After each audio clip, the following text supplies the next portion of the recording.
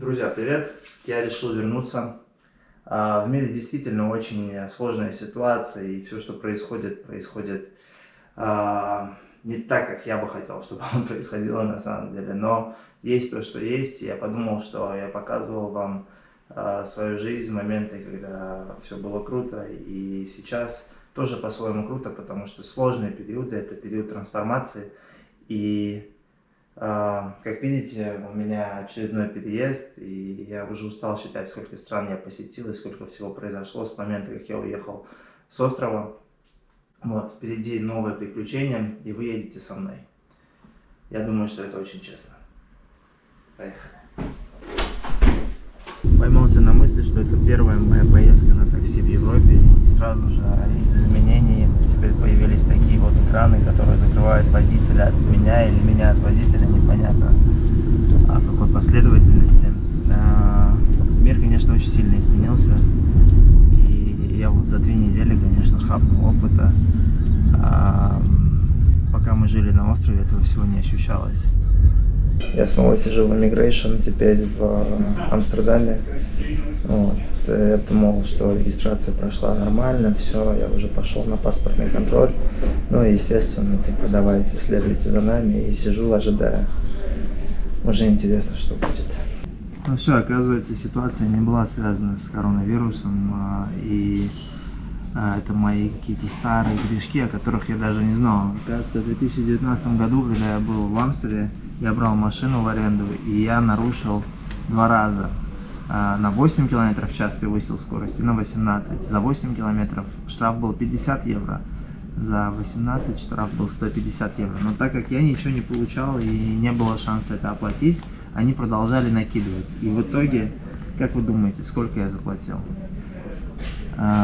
Заплатил тройной штраф, то есть 150 евро и 450 евро. Итого 600 евро штраф за какие-то нарушения 2 по скорости, которые были в 2019 году.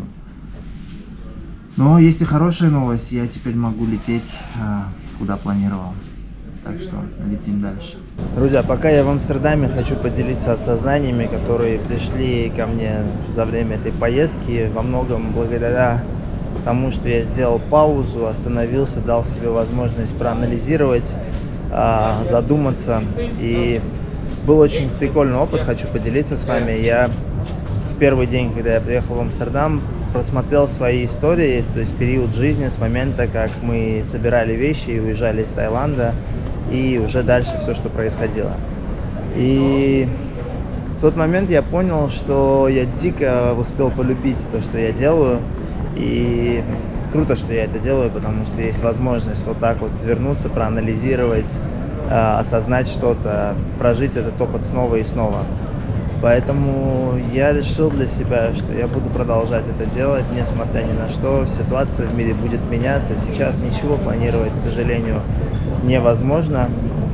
Но можно принять решение для себя, и я это решение принимаю сейчас вместе с вами. Так что буду стараться вас вдохновлять, мотивировать, несмотря ни на что. Вот.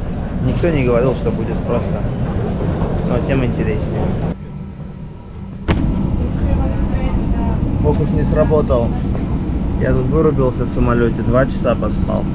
Меня разбудили и сказали, что с самолетом проблема, выходите. Так что сделаю еще один фокус чуть попозже. Видите, народ весь собирается и выходит. Я говорю, что-то с миром точно произошло.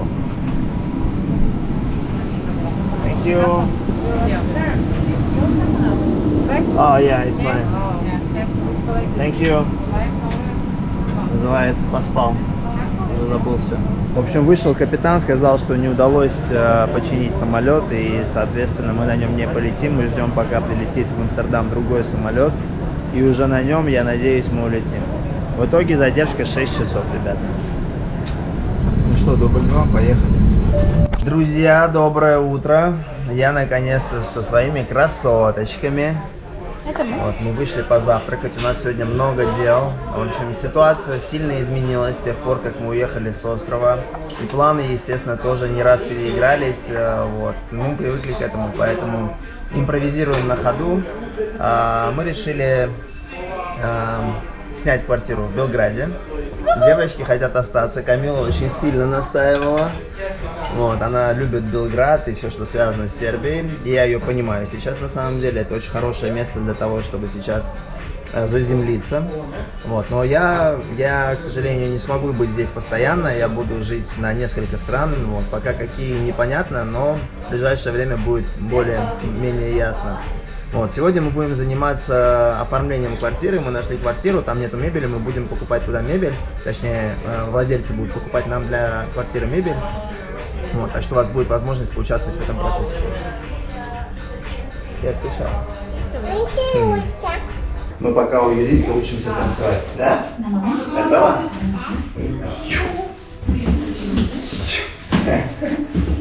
А у нас, смотри, винты.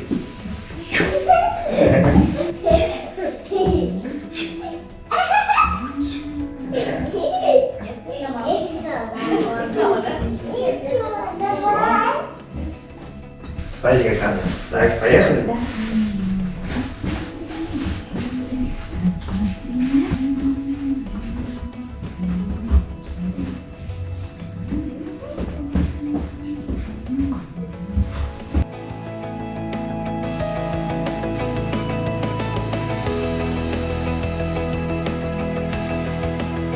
Ребята, это, в общем, новое жилище Камилы, можно ее поздравить. Здесь пусто, и у нас впереди квест, мы должны здесь все заполнить мебелью, у нас есть бюджет, и мы движемся в Икею. Это родители хозяина квартиры, они вообще очень крутые, я про них отдельно потом расскажу. Это одна спальня, это другая спальня. Здесь вот такой вот шкаф есть. Ну, конечно, после того, где мы жили, нам все кажется маленьким, но в целом очень классно. Здесь, как это работает все. Вот. Это ванная, и там еще есть просто туалет с рукомойником. В общем, все, что нужно в этом доме есть. Все новенькое, все свежее, и мы вот заезжаем сюда жить. Я вам все показал, но самое главное это балкон, ребята. Вот так вот в Белграде. Очень классный город, очень душевный, атмосферный. Не зря Камиле здесь нравится. В общем, будет здесь работать. Ну что, вроде кажется веселая задача, но теперь представьте себе, что надо купить мебель на всю квартиру. А у нас всего 2,5 часа сегодня на это на все. Но мы сегодня вряд ли это все успеем, так что не будем себя загружать, постараемся сделать максимум из этого.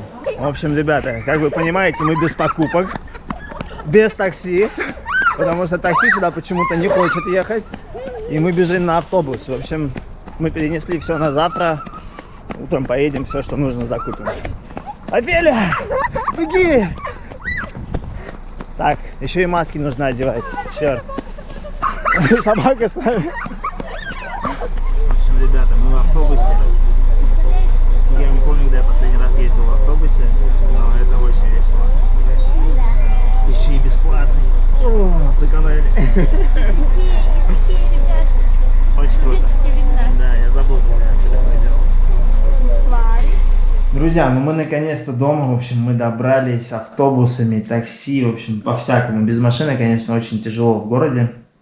Но мы как-то справляемся. Девочки молодцы, они сегодня весь день с нами, они там и в адвокатском бюро побывали, и в агентстве недвижимости. В общем, мы сняли квартиру, нам нужно завтра будет, получается, все докупить, это все еще соберут, и в понедельник можно будет езжать. Девочки определились, они будут здесь, я пока еще ничего не понимаю, что происходит в мире, и мне тяжело сейчас что-то планировать, поэтому я никаких заявлений делать не буду. Вот, всем вам желаю хороших выходных. На связи. Чао! Чао! Друзья, доброе утро. Мы, в общем, выполнили миссию, которая была реально невыполнима. Мы заполнили целую квартиру мебелью. Здесь все собрано, практически все убрано. Нам осталось купить телевизор. И здесь можно даже жить. Пойдем покажем?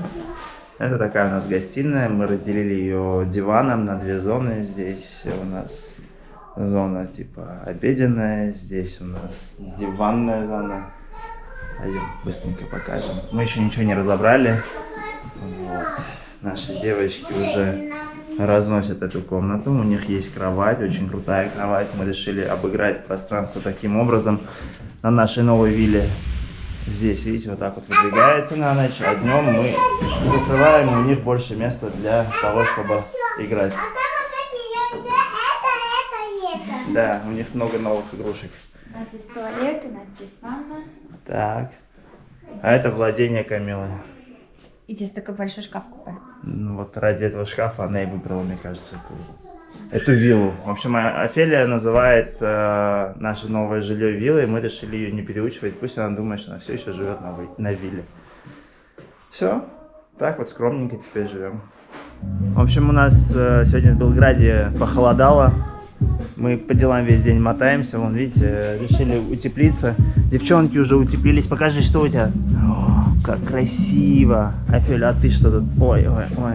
В общем, мы уже были у нотариуса, съездили в страховую. Теперь следующий пункт назначения — это школа. Едем оформлять девочек. Переезд — это очень сложно, ребят. Я замотался. Ты что скажешь? Я счастлива, погнали. На самый лучший папа, решатель. Решатель. Ребята, мы с Камилой тут устроили такой рок-н-ролл. Мы столько всего сделали. Сегодня были попытки с вами чем-то еще поделиться, но, к сожалению, они все потерпели жесткий фейл. Вот. То там шум, то дождь, то все. То вообще не получилось. Ну, в общем, такое тоже бывает. В целом, знаете, пришло осознание, что после того, что мы здесь сделали, мы, наверное, можем все. Вообще, после всей этой истории с переездом, с очередным, с этими путешествиями, вообще какой-то невероятный трип, мы прожили столько опыта, и мы сегодня говорили о том, что, наверное, да, было бы сейчас круто на острове, была бы классная жизнь, все было бы супер, но была бы стагнация, и стагнация — это и есть деградация, к сожалению. И в нашем случае, ну, вообще не хотелось этот опыт проживать. Поэтому мы оказались здесь, сидим, смотрим телевизор. Знаете, какой у нас классный телевизор? Телевизор мы еще не купили. Вот, у нас нет чайника, утюга, еще кучу всего нету. И вообще непонятно, когда успеть. Я в субботу планирую улетать. Вот, и надо до этого времени все организовать для девочек. Вот, ребята, в принципе, наверное, не знаю, зачем этот монолог. Нужен, наверное, больше как напоминание самому себе, что это было, что было сложно, было очень сложно. Сегодня я, если честно, переживал некоторую такую депрессию, но под конец дня поговорил со своим другом Федором. Федор, спасибо тебе большое. Он мне сказал: слушай, будешь лет через 40 вспоминать, как ты сидел и думал, и искал себя где-то в Белграде, вот, и жалеть, что ты не можешь больше вернуться туда и иметь то, что ты имел тогда. Вот, а у меня есть все для того, чтобы быть счастливым человеком. Чего я вам желаю. Лаку ночи. Лаку ночи, друзья.